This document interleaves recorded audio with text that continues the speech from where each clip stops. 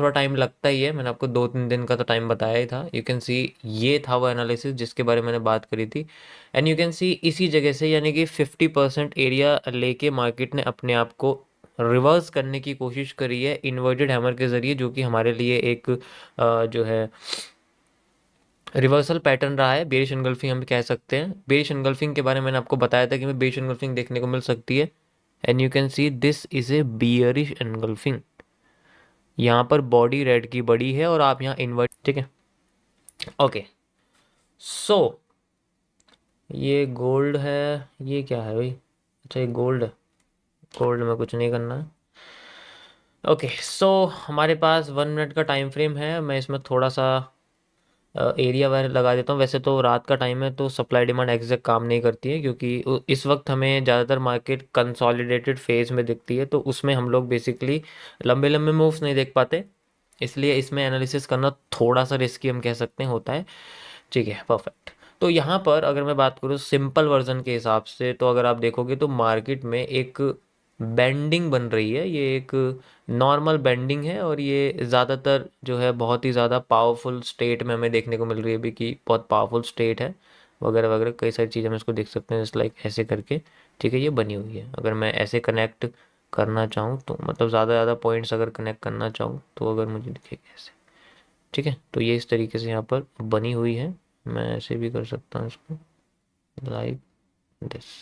ठीक है, तो बेंडिंग बस समाप्त मतलब ख़त्म ही होने वाली है। आप देखोगे तो ये स्ट्रेट है, इसमें मार्केट जो है वो ऐसे चल रही है, तो हमें कुछ दिक्कत नहीं है। क्योंकि अगर मार्केट ऐसे या ऐसे चलती तो एक बार को कह सकते हैं कि हमें, अगर ऐसे चलती तो जो बेंडिंग है वो थोड़ी ज़्यादा ऊपर देखने को मिलती। लेकिन अभी आप देखोगे तो बेंड मार्केट स्ट्रेट है, तो यहाँ स्ट्रेट बेंडिंग हमें देखने को मिल सकती है। ठीक है, तो इसीलिए मैं यहाँ पर यूज़ करूँगा ए रेजिस्टेंस का। ये हमारे लिए एक रेजिस्टेंस एरिया है। यू कैन इजीली सी ये एक मेजर रेजिस्टेंस है, ठीक है, यानी कि बड़ा रेजिस्टेंस इसको कह सकते हैं इसके हिसाब से। ओके, सो अगर आप यहाँ देखोगे तो मार्केट में जो यहाँ पर जो एक बहुत अच्छा मूव है वो हमें कंप्लीट होता हुआ दिख रहा है, यानी कि डिमांड का जो मूव है वो हमें कंप्लीट होता हुआ दिख रहा है। तो अगर मैं चाहूँ तो मैं डिमांड को मेजर कर सकता हूँ। पहले आप स्ट्रक्चर को समझो कैसे। मैं बड़े बड़े स्ट्रक्चर की बात करूँगा।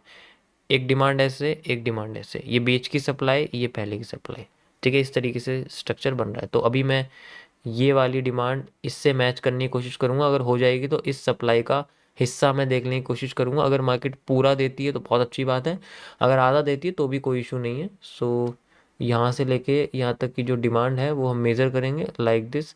एंड इसकी डिमांड जो है वो मेजर रेजिस्टेंस एरिया के अंदर निकल के आ रही है, यानी कि मैं इसको ही एज ए रिवर्सल एरिया कह सकता हूँ। ये मेरे लिए एक रिवर्सल एरिया की तरह काम कर रहा है।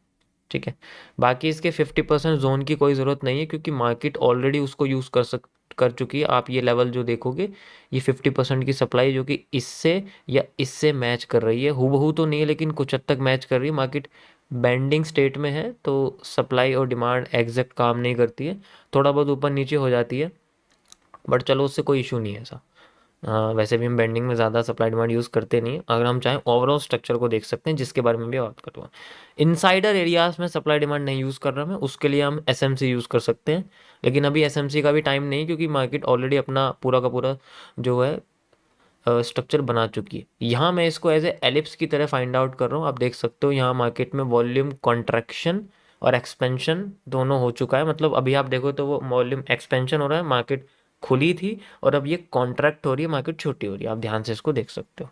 ठीक है, ऐसे करके ऐसे। ओके, सो हमारे पास ये एलिप्स है। एलिप्स में हम लोग यूज़ कर सकते हैं सप्लाई डिमांड, मतलब कि इसमें बेसिकली जो सप्लाईज है और जो डिमांड है हम उसको इंटरचेंज कर सकते हैं, कि हम डिमांड को सप्लाई से इंटरचेंज कर सकते हैं। कि जैसे यहाँ डिमांड आई है ना, अगर मार्केट सप्लाई देती है तो हम उतनी सप्लाई यूज़ कर सकते हैं या उसका 50%, ताकि वो पहला मूव हमें मिले और उसके बाद रिवर्सल हमें देखने को मिल जाए।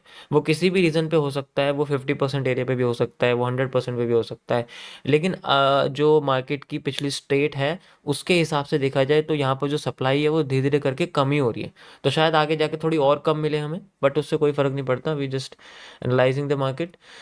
ओके, सो हमारे लिए यहाँ पर ये एक एलिप्स है, मार्केट इससे बाहर निकलेगी। इसके लिए मैं यहाँ पर एक जो है ट्रेंड लाइन क्रिएट कर रहा हूँ ईजिली ऐसे करके। ये एक ट्रेंड लाइन मैंने बनाई हुई है, आप देख सकते हो। ठीक है, और ये मैंने कनेक्ट करी है मार्केट के इस पैटर्न के साथ ये एक इन्वर्स बेरिश एनगल्फिंग है, ये भी एक इन्वर्स बुलिश एनगल्फिंग है, इन्वर्स बुलिश एनगल्फिंग है, आप इसे कहोगे, एक तरह से हम इसको कह सकते हैं, ठीक है।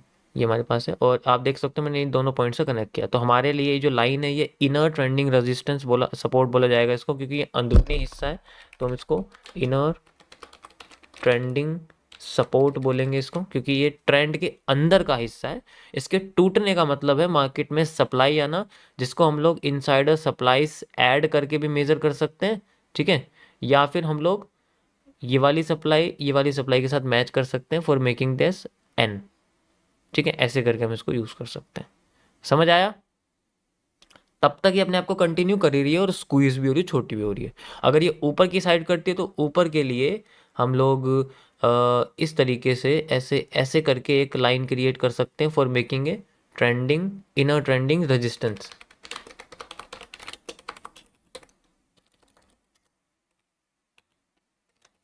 ठीक है। ये तो ये दोनों चीज़ें हमारे पास, ऐसा नहीं, क्योंकि देखो एलिप्स जो होता है वो बेसिकली डुअल डायरेक्शनल होता है, उसकी कोई अपनी डायरेक्शन नहीं होती, वो ऐसा नहीं है कि वो हमेशा ऊपर ही जा रही है मार्केट तो ऊपर ही लेके जाएगा, अगर नीचे आ रही तो नीचे लेके जाएगा, ऐसा कोई जो है पर्टिकुलर उसकी डायरेक्शन नहीं होती है। ये डुअल डायरेक्शनल होता है, तो इसके लिए हमने इसमें दोनों साइड यहाँ पर जो है लेवल्स क्रिएट करे हुए हैं, जहाँ पर भी अपने आप को ब्रेक करती है देन वी कैन यूज़, या तो हम इसमें फेक आउट देख सकते हैं, या हम इसमें एक पहला मूव फेक देन रिवर्सल देख सकते हैं, ठीक है। सकता हूँ, बिल्कुल अलग, डिफरेंट एकदम ट्रेंड। यहाँ पर कैंडलस्टिक पैटर्न भी देख रहा हूँ, यहाँ भी देख रहा हूँ, मैं ऐसे भी पढ़ रहा हूँ, ठीक है, टॉपिक है आपका, ऐसे भी पढ़ रहा हूँ, ठीक है, लेकिन अगर मैं ऐसे ऐसे चल रहा हूँ, यहाँ डब्ल्यू अगर आ गया फिर मुझे ऐसे ऐसे थोड़ा सा बड़ा है, ये तो कंफ्यूजन कर देगा ना, वेरी इफेक्टिव, थोड़ा सा कंफ्यूजन कर देते हैं, ठीक है। ये बेसिक्स के लिए है, देखो ये बेसिक्स में आता है, ये एडवांस में नहीं है, लेकिन मैं कह सकता हूँ कि ये बहुत ही ज़्यादा, आप कह सकते हो कि ट्रेडिंग्स में यूज़ करते हैं इसको, बेस्ट है। एसएलसी मतलब है स्ट्रेट लाइंस कॉन्सेप्ट। चलो अब एक्टिव होके बोलने का टाइम आ गया है, उससे पहले मुझे थोड़ा गला गीला करना पड़ेगा। देखो अभी तक मैंने आपको मार्केट में बहुत ज़्यादा कॉम्प्लेक्सिटी ही बताई है, तो आपको ये लग रहा होगा कि भाई इतना ज़्यादा तो हम नहीं देख सकते कि वो टेढ़ी चल रही है, वो सीधी चल रही है, वो नीचे चल रही है, वो ट्रेंडिंग कितना एंगल है, कितना ये वगैरह वगैरह, ये सब चीज़ें दिमाग को ख़राब कर देती है।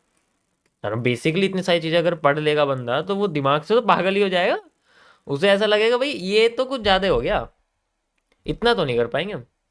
चलो सप्लाई डिमांड तक ठीक था, लेकिन ये एंगल एनालिसिस कैसे, ट्रेंड के साथ चलना है, ट्रेंड के साथ कैसे चले, मतलब कंफ्यूजन है बहुत ज़्यादा। फिर दूसरा कैंडल समझ में नहीं आती कि ये कैंडल जो है ये कितनी बार देखें, किसको कहाँ देखें, हर कैंडल अलग बन जाती है, इतनी हाई लेवल की ऑब्जर्वेशन नहीं कर सकते, रिपीटेशन और स्ट्रक्चर भी नहीं पहचान पाते आसानी से। ये अलग चीज़ है जो मैं बता रहा हूँ, ये इसमें उस चीज़ से कोई मतलब नहीं, this is simple and it's one of the basic and best, जितना मुझे लगता है।